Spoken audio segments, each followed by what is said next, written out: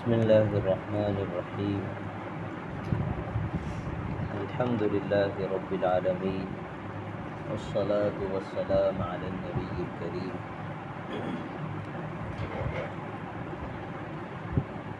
اعوذ باللہ من الشیطان الرجیم بسم اللہ الرحمن الرحیم وَإِذْ وَاعَدْنَا مُوسَىٰ 40 لَيْلَةً ثُمَّ اتَّخَذْتُمُ الْعِجْلَ مِن بَعْدِهِ وَأَنْتُمْ ظَالِمُونَ۔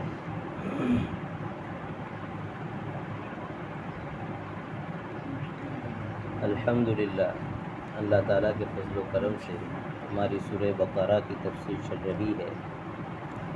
یہ 91 آیت ہے، 51 نمبر کی آیت ہے۔ حضرت موسیٰ علیہ السلام کے زمانے کے جو بنی اسرائیل تھے، حضرت موسیٰ علیہ السلام کے جو امتی تھے، ان پر اللہ تعالیٰ نے چند انعامات فرمایا۔ ان انعامات کو اللہ تعالیٰ یہاں گنا رہے ہیں۔ اور کیوں گنا رہے ہیں؟ مدینہ کی یہودیوں کو سنا رہے ہیں کہ تمہارے خاندان پر ہم نے اس طرح کے انعامات کر رکھے ہیں، لہذا اس کا تقاضا یہ ہے کہ تم کیا کرو۔ ان انعامات کو اللہ ان کے سامنے پیش کر کے ان سے مانگ کر رہے ہیں کہ تم اس کے بدلے میں کیا کرو، ایمان لے آؤ، اور جو اپنے باپ دادا کا دین تھا اسی کے اوپر باقی رہو، یعنی کہ اللہ کی اطاعت کرنا، اور جو رسول بھیجا جائے اس رسول کی اطاعت کرنا، لہذا محبوب عربی صلی اللہ علیہ وسلم پر ایمان لاؤ۔ کل جو قصہ ذکر کیا گیا اس کا خلاصہ یہ تھا کہ اللہ تعالیٰ نے ایک لمبی مدت تک فرعون کو اور اس کی قوم جو قبطی تھے ان کو موقع دیا، طرح طرح کی نشانیاں، معجزے اللہ تعالیٰ نے دکھائے، نہیں مانے تو اللہ نے عذاب بھی بھیجے، اور ان کے کہنے پر عذاب ٹالے بھی اور پھر بھیجے، لیکن آخر میں دیکھا کہ اب یہ قوم ماننے والی نہیں ہے، تو اللہ تعالیٰ نے حضرت موسیٰ علیہ السلام اور ان کی قوم کو فرعون کے ظلم سے نجات دے دی اور ان کو ڈبو دیا۔ اس میں ہمارے سیکھنے کی کیا بات تھی؟ اس میں ہمارے سیکھنے کی بات یہ تھی کہ عقیدہ یہ ہارنے کی چیز نہیں ہے بلکہ لڑنے کی چیز ہے، اور اس میں سیکھنے کی چیز یہ ہے کہ جب یہ واقعہ ہو گیا تو قرآن تبصرہ کرتا ہے کہ دیکھو کم ترکوا من جنات وعیون وزروع ومقام کریم ونعمت کانوا فیہا فاکہین۔ قرآن کہتا ہے لو دیکھو ان لوگوں کے پاس کتنے جو ہے دنیا کے مزے کے سامان تھے، کھیتیاں تھی، باغات تھے، چشمے تھے، اعلیٰ مکانات تھے، خوب مزے کی لائف تھی۔ قرآن کہہ رہا ہے سب پیچھے چھوڑ کے چلے گئے، یعنی کہاں گئے؟ ہماری طرف، اور ہماری طرف حال ان کا کیا ہے؟ النار یعرضون علیہا غدوا وعشیا، صبح شام آگ ان کے سامنے پیش کی جاتی، یعنی آخرت میں جہنم میں جو ان کو ڈالیں گے نا، تو ابھی برزخ کی جو بیچ کی دنیا ہے وہاں بتایا جا رہا ہے کہ تمہیں ہم یہاں بھیجیں گے، وہاں تو سپاٹے پڑ رہے ہیں، بتا بھی رہے ہیں کہ آگے تمہیں کہاں بھیجیں گے، اسی جہنم میں بھیجیں گے آگے۔ تو اس سے ایک بات معلوم ہوئی کہ دنیا کا سامان اور دنیا کی کاریں بہاریں یہ کامیابی کی چیز نہیں، اور ساتھ میں آنے والی چیز نہیں۔ اگر ساتھ میں جانے والی چیز ہوتی تو وہ فرعون ساتھ میں لے جاتا، بڑے بڑے بادشاہ اپنی سلطنتیں ساتھ میں لے جاتے۔ موت نہ آئے اس کی تو تمنا کی ہے لوگوں نے، لیکن یہ تمنا کسی نے نہیں کی کہ دنیا بھی ہمارے ساتھ، موت کے ساتھ ہمارے ساتھ آ گیا۔ وہ ایک بادشاہ تھا، ایک دن سے بیٹھا تھا تو بڑی حسرت کے ساتھ کہہ رہا تھا کہ کاش موت ہی نہ آتی تو میری سلطنت کبھی ختم نہ ہوتی۔ وزیر بہت عقل مند تھا پڑوس میں، اس نے کہا کہ آپ کے پاس بھی نہ آتی۔ کہا میرے پاس کیوں نہ آتی؟ تو کہا کہ تمہارے پہلے والے اتنی مرتے تو تمہارے پاس آتی کیوں؟ تو باہر تو معلوم ہوا کہ دنیا جس کو آج سب کچھ سمجھ لیا گیا ہے یہ سب کچھ نہیں ہے، یہ بہت کچھ میں سے کچھ ہے۔ اللہ کی بہت انوکھی انوکھی نعمتوں میں سے یہ اتنی سی ہے، اللہ کے آخرت کی نعمتوں کے مقابلے میں اس کی کوئی حیثیت نہیں۔ بہرحال حضرت موسیٰ علیہ السلام کی قوم کے واقعے سے یہ بات ذہن میں رکھیں، ایمان والوں پر حالات آتے ہیں۔ کیسے آتے ہیں؟ حالات، اور جب آتے ہیں تو کبھی ایسا آپشن ہوتا ہے کہ مرنے کے سوا کوئی راستہ نہیں ہوتا ہے، ہاتھ پیر مار سکے اتنا آدمی کے پاس نہیں ہوتا ہے، ظالم طاقت کے سامنے اس طرح کے مجبور ہوتے ہیں، تو اس وقت ہمیں کیا کرنا چاہیے؟ بھائی وہی کرو جو قوم فرعون کے جادوگروں نے کیا، کہا کہ ہم سودا نہیں کریں گے. تو جو کر سکتا ہے وہ کر لے. اور اللہ سے دعا مانگ لی ربنا افرغ علینا صبرا وتوفنا مسلمین. ظالم کے پنجے میں جب ایمان والے جکڑ جائے تو ان کی یہ تمنا ہونی چاہیے کہ اللہ اس کے مقابلے میں ہمیں جمع دے. کیا کر دے؟ جمع دے. ہم کبھی اپنے عقیدے کا سودا نہ کریں. ان لوگوں نے یہ دعا مانگی تھی کہ اللہ ہمیں جمع دیجیے اور ہمیں ایمان والی موت دے دیجیے. کہیں ایسا نہ ہو کہ ان کے ظلم کی وجہ سے ہمارے پاؤں پھسل جائے اور ہم جو ہے اپنے عقیدے کا سودا کریں. تو یہ بات اچھی طرح ذہن میں رہے گی. تو یہ سیکھنے کی چیز ہے کہ عقیدہ چھوڑنے کی چیز نہیں ہے. اور عقیدے میں لڑنا پڑے تو لڑو, جان قربان کرنی پڑے تو کرو, خاندان اور بچے قربان کرنے پڑے تو کر دو, لیکن عقیدہ نہیں چھوڑا جائے.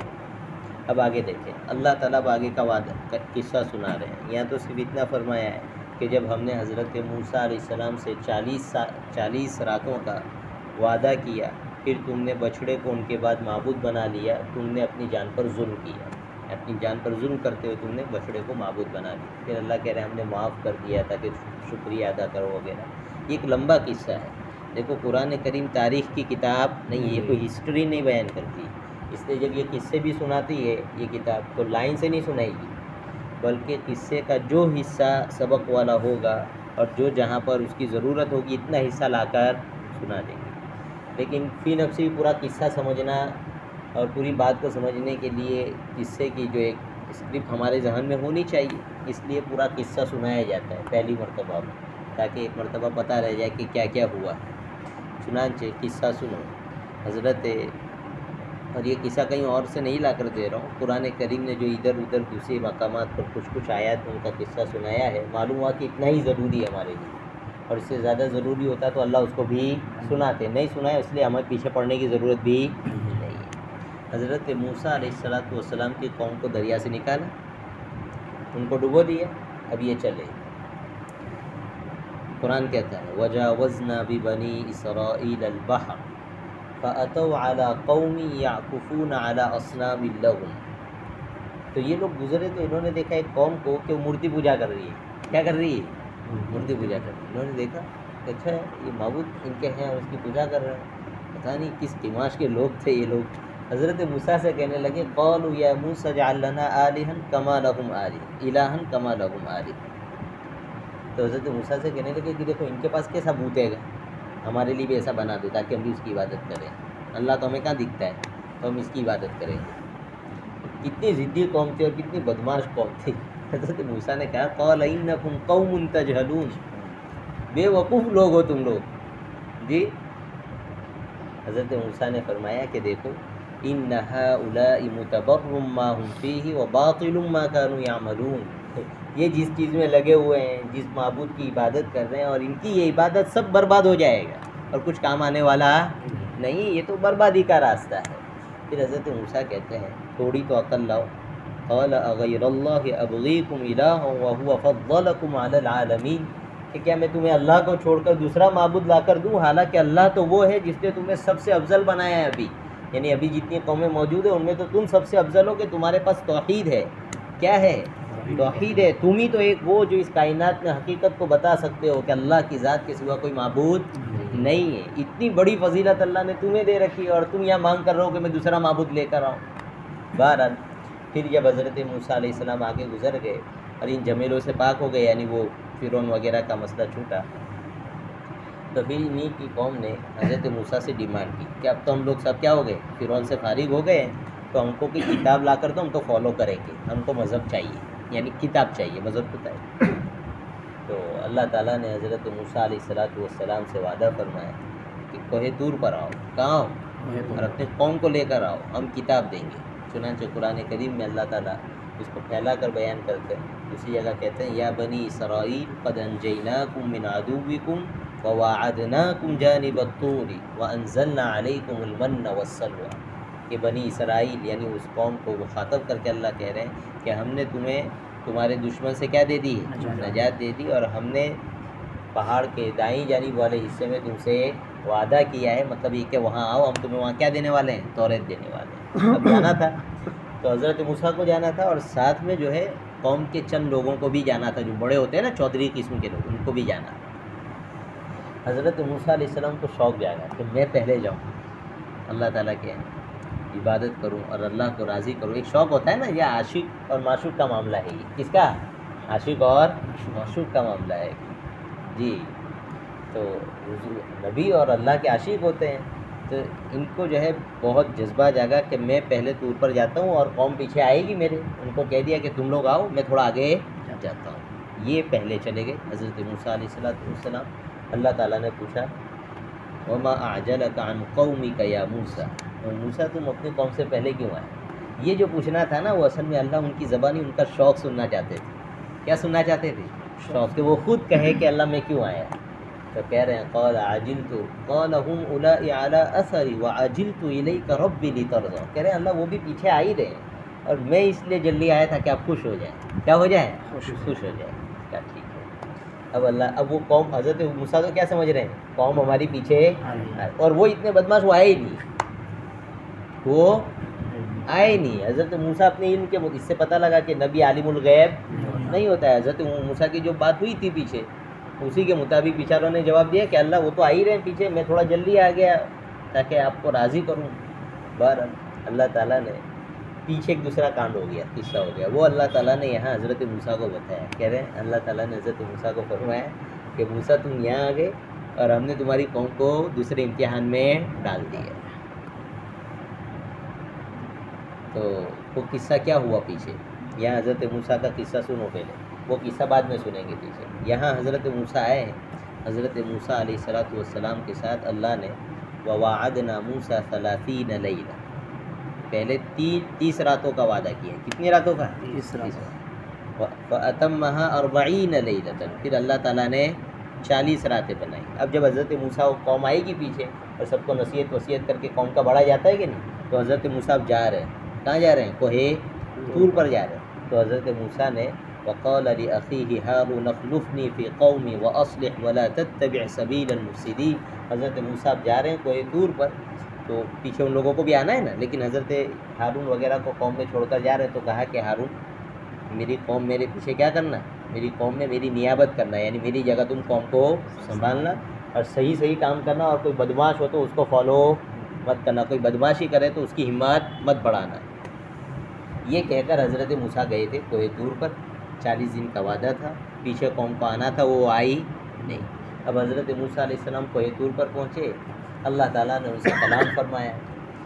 اب کلام جب فرمایا اور اللہ کا کلام سنا تو ایک شوق جاگتا ہے نا, تو کہہ رہے ہیں کہ فلما کلمہ ربہ قال رب ارینی انظر الیک. اب شوق جاگا اللہ کا کلام سن کر, تو اللہ سے کہنے لگے کہہ رہے اللہ میں آپ کو دیکھنا چاہتا ہوں.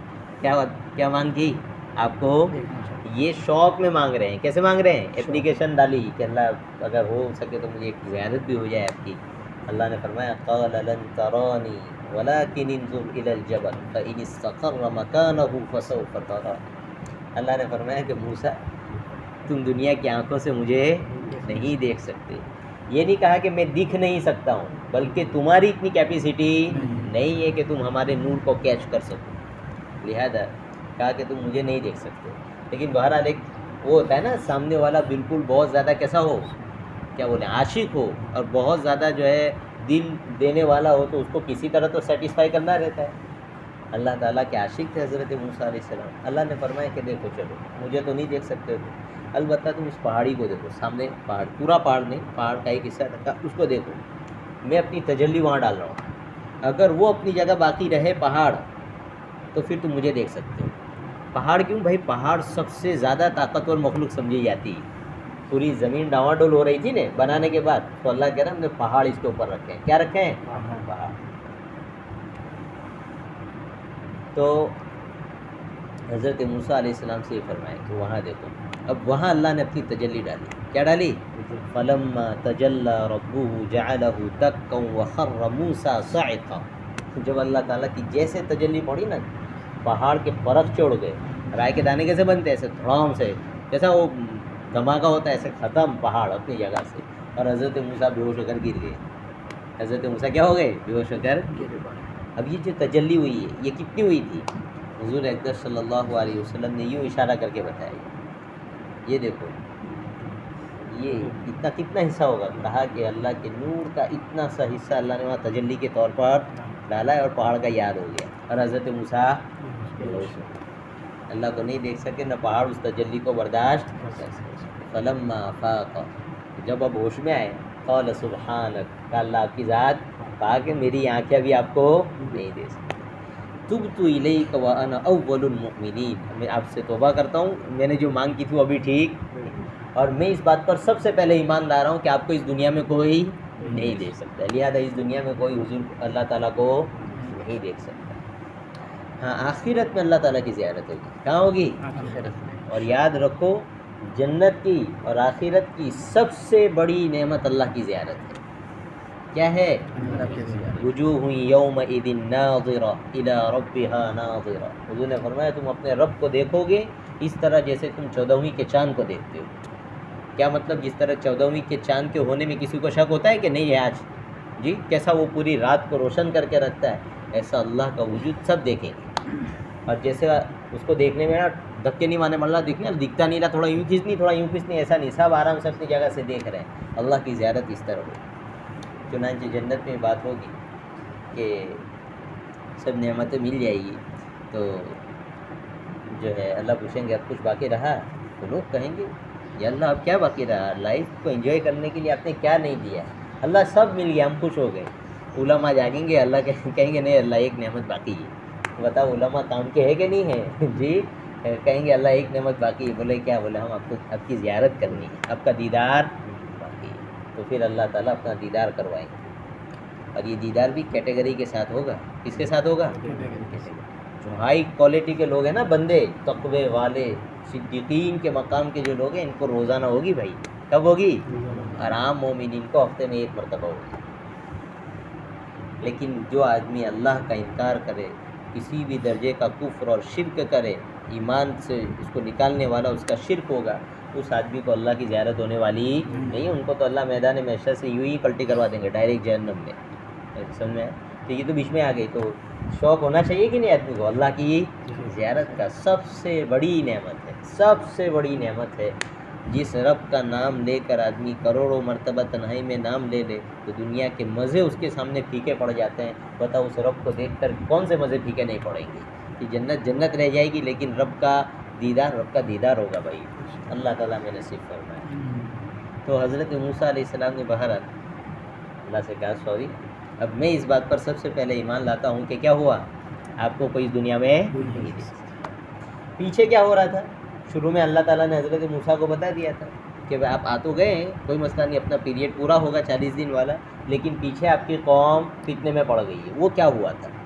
حضرت موسیٰ جیسے یہاں سے تشریف لے گئے، پیچھے والی قوم کو آنا تھا، وہ آئے نہیں۔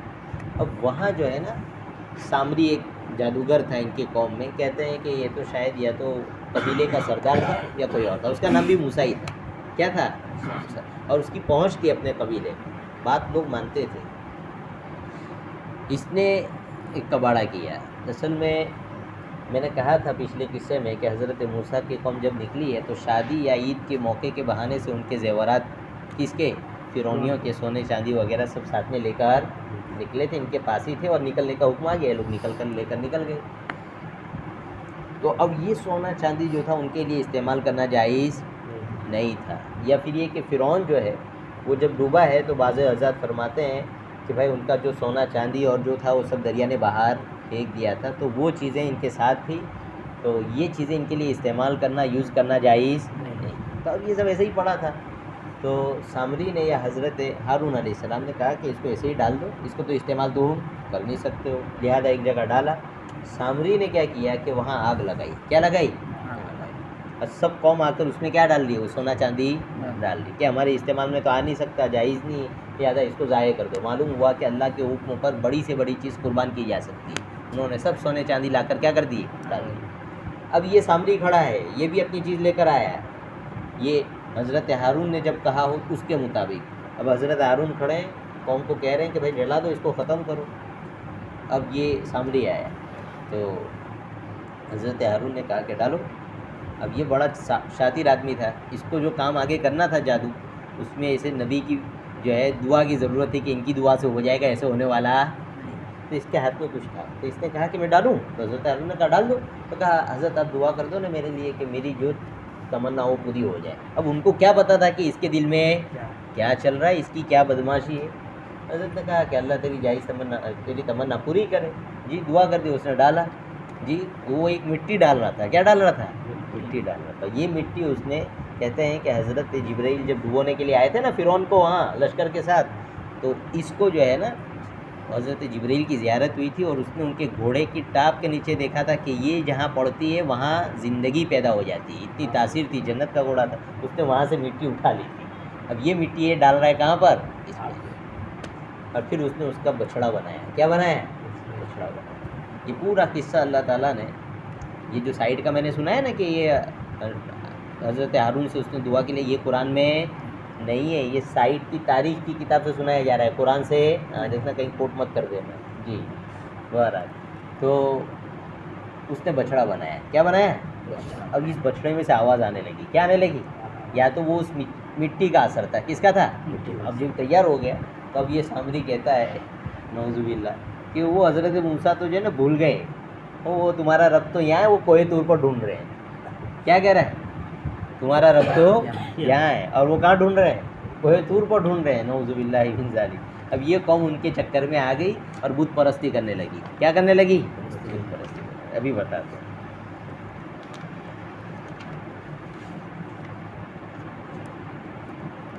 قرآن کی آیت کا مزہ الگ ہوتا ہے, پڑھ کر سنائیں گے تو مزہ الگ آئے گا. اس کا ایک نور ہوتا ہے جو دلوں کو اثر کرتا ہے.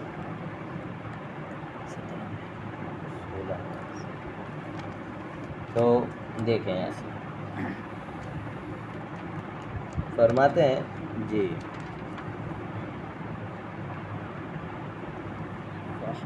جی یہ رہا.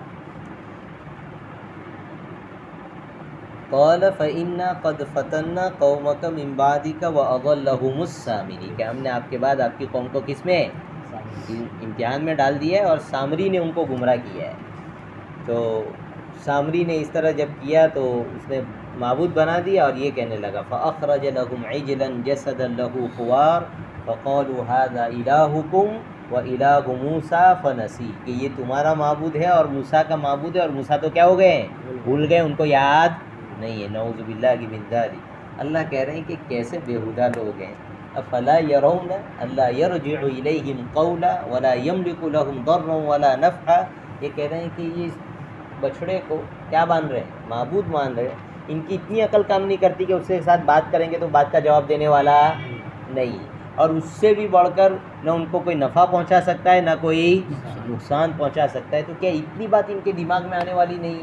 یہ حضرت اللہ تعالیٰ فرما رہے ہیں. یہ ایک دلیل ہے کہ معبود وہ ہوتا ہے جس میں نفع اور نقصان کی صلاحیت ہو. جو نفع اور نقصان کا مالک نہ ہو وہ معبود بولو نے نہیں ہو سکتا ہے. بتاؤ مورتی پوجا چلے گی؟ نرمدا ندی چلے گی؟ سانپ چلے گا؟ اس کو تو ہم سپاٹے بلا دیتے ہیں بیچارے کو. تو یہ جو ہمارے یہاں کی قوم ہے بیچاری, اس کے جو اتنے لاکھ معبود بنے ہیں نا, وہ صرف اسی لاجک کی وجہ سے کہ جس چیز میں ان کو نفع دکھتا ہے اس کے عبادت کرنے لگ جاتے ہیں, اور جس چیز میں نقصان دکھتا ہے تو اس کو بھی ہاتھ جوڑتے ہیں کہ کہیں نقصان نہ پہنچا دے. بس اسی لاجک کے تحت ان کے بہت سارے معبود بن گئے ہیں, دیوی دیوتا. نہیں سمجھا؟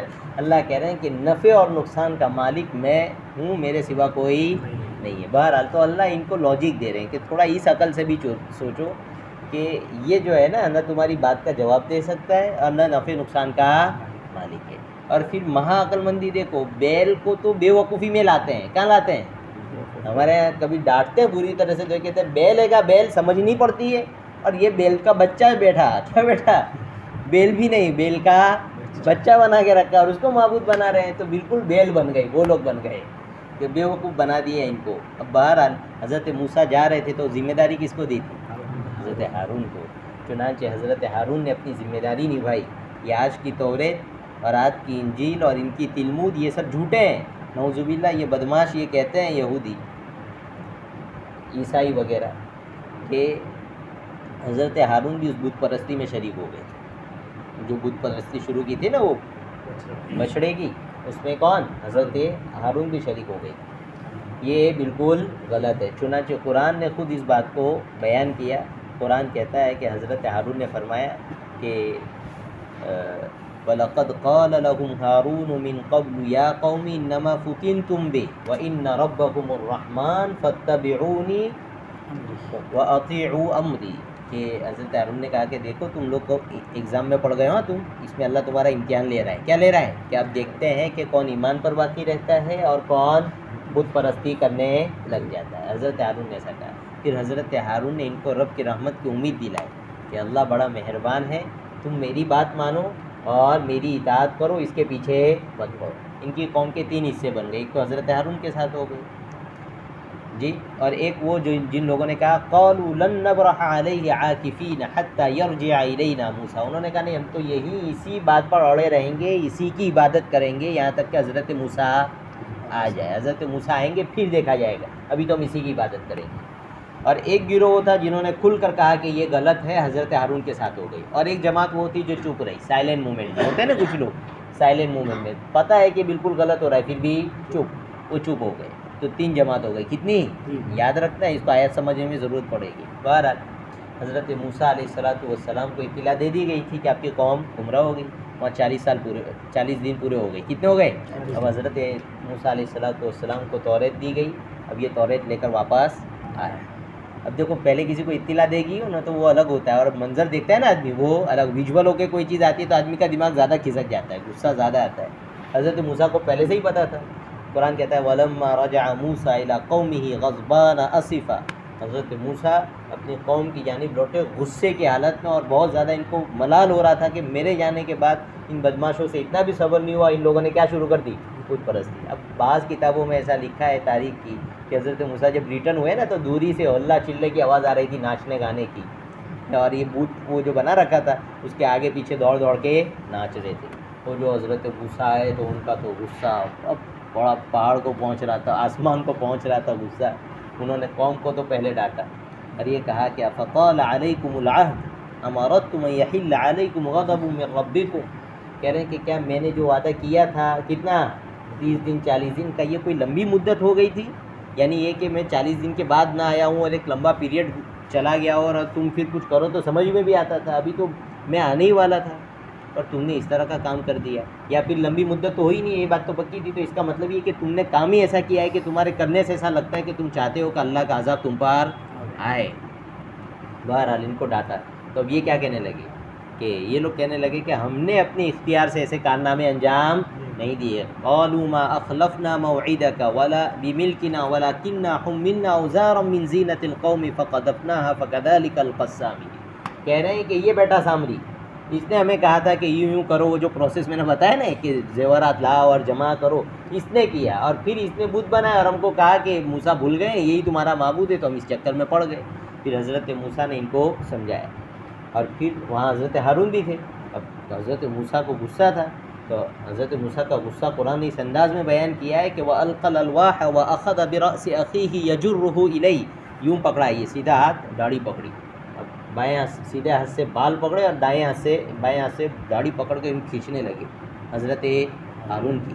اور کہنے لگے کہ جب تم نے دیکھ لیا کہ یہ لوگ راستے سے بھٹک گئے تھے جی تو اللہ تتبعن قال ما منعك اذ رأيتهم ضلوا اللہ تتبعن، تو تم میری طرف کیوں نہیں آئے؟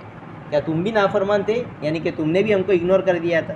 حضرت ہارون نے کہا کہ ایسا نہیں. تو حضرت ہارون نے کیا پیارے الفاظ استعمال کیا. حضرت ہارون نے کہا قال یا ابن امی لا تأخذ بلحیتی ولا برأسی، اے میری ماں کے بیٹے. یہ ایک جو ہے نا ایک دم الگ طرح کا انداز تھا کہ غصہ سائڈ میں رہ کر پوری طرح آدمی متوجہ ہو جائے. جی وہ میرے ماں کے بیٹے میری بات سن لو، میں نے اس طرح کا کچھ نہیں کیا ہے. ان القوم استضعفونی وکادوا یقتلوننی، بلکہ مسئلہ ایسا تھا کہ میں نے ان لوگوں کو روکا لیکن یہ اتنے بدماش ہیں اور یہ اتنی ضد پر اڑے کہ ایسے تیار ہو گئے تھے، مجھے قتل کرنے کے لیے تیار ہو گئے تھے. کیا کرنے کے لیے؟ اور اگر میں چھوڑ کر کہاں جاتا تمہارے پاس آ جاتا تو ان کے 2 گروہ ہو جاتے اور مسئلہ بہت ڈینجر ہو جاتا. تقول فرقت بین بنی اسرائیل ولم ترقب قولی، اور اگر میں تمہارے پاس ان کو چھوڑ کر آ جاتا تو اس وقت مجھے ایسا اندیشہ تھا کہ آپ مجھے ایسا کہتے کہ تم نے میری قوم کو سنبھالا نہیں، اور ان کے درمیان جو ہے کیا بن گیا؟ دشمنی بن گئی. اس لیے جو ہے میں یہی رہا اور میں اپنے بس کی کوشش کر کے ان کو روکتا رہا. بہرحال حضرت موسیٰ علیہ السلام کا غصہ بعد میں ٹھنڈا ہوا، اپنے لیے بھی دعا کی اور حضرت ہارون کے لیے بھی دعا کی. حضرت ہارون نے اپنے بس کی پوری کوشش کی تھی.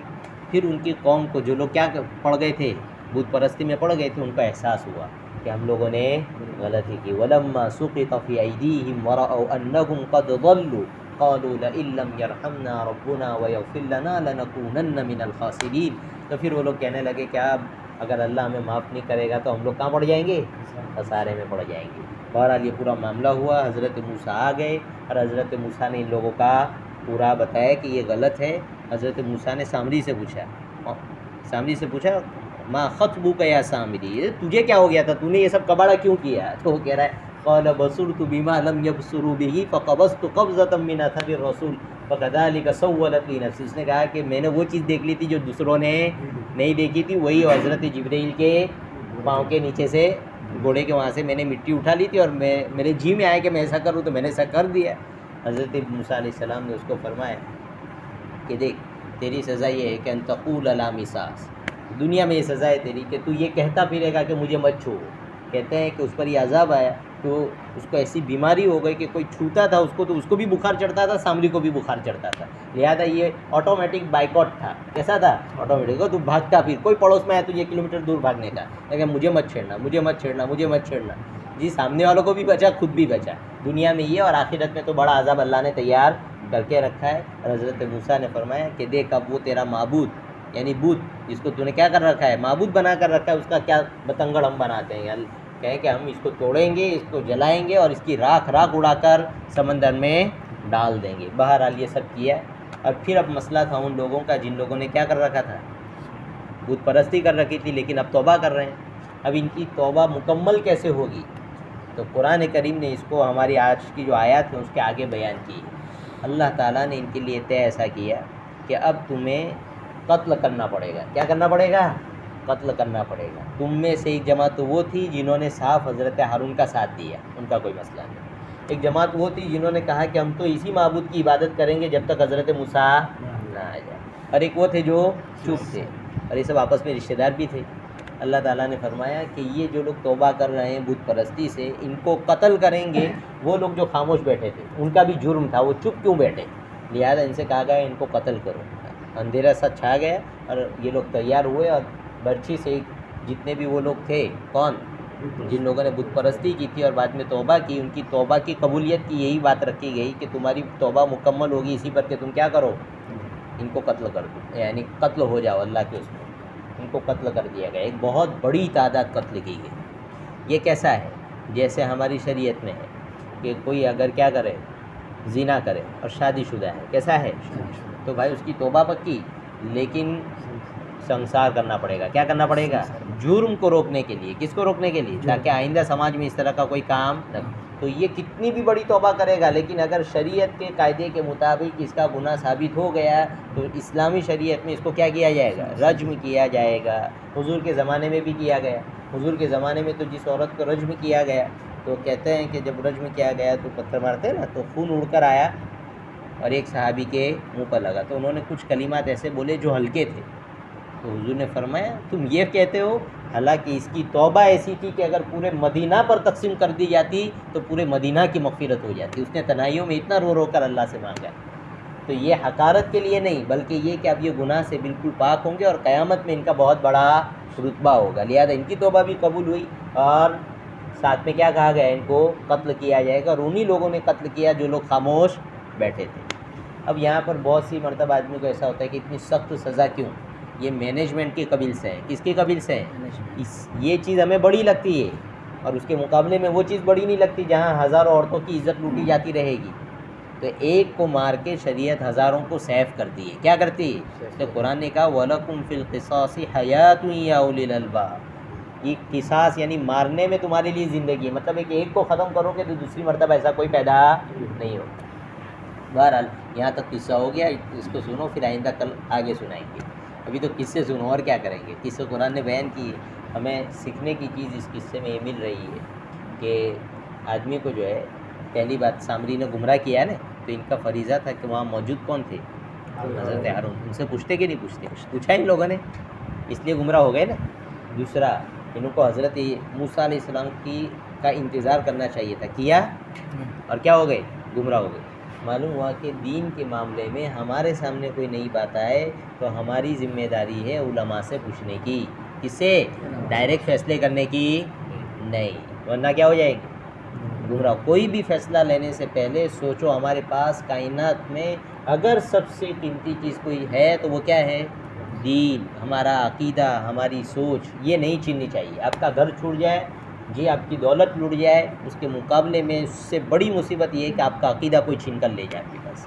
تو سب سے بڑی چیز سیکھنے کی یہ ہے کہ کوئی مسئلہ ہے تو کہاں جانے کا؟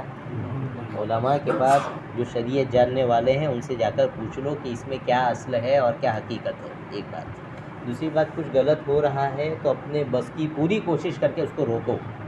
کیا کرو؟